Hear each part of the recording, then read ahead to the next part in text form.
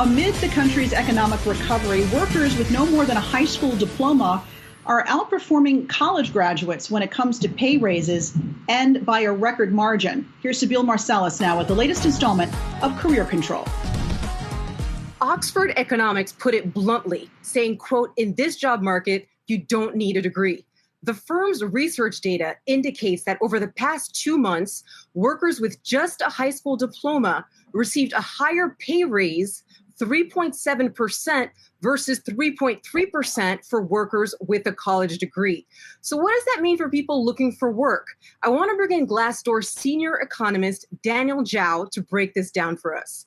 Now, Daniel, I want to start off with Oxford Economics' take that in this job market, you don't need a degree. Now, the economy is in recovery, but the unemployment rate is still high at 5.9%.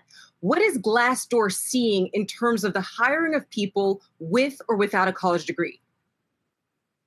Well, what we are seeing from employers is that they're actually loosening requirements in terms of degree requirements or other restrictions to get more workers, because everything right now ties back to labor shortages. You're hearing many employers having difficulty finding or retaining workers. And so employers are getting more creative about what workers that they would consider as their candidates. Given that these pay increases are driven in large part by the labor shortage in the hospitality industry, how long can we expect this trend to continue of wage increases being higher for those who didn't go to college versus those who did? Well, these labor shortages are likely to last for some time. I mean, the labor market should continue to remain tight even as the economy reopens, because we can't just flip a switch and have the millions of unemployed Americans on the sidelines now return to the labor force. It's going to be more of a slow trickle. And so I do anticipate that we will continue to see wage growth, especially for some of these industries like leisure and hospitality, which do disproportionately employ workers without a college degree. And workers with just a high school diploma have traditionally earned less than workers who went to college.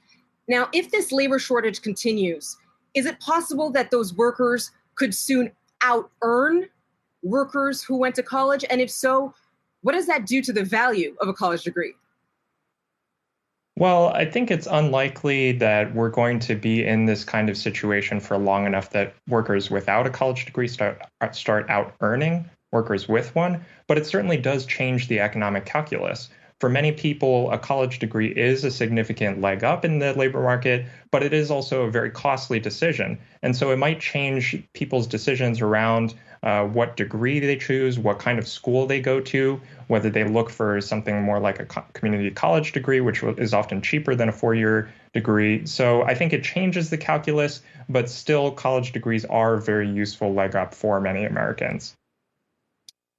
Daniel, coming out of the Great Recession, we saw that the employment situation was worse for workers with just a high school diploma versus those who had a college degree. What's different this time around?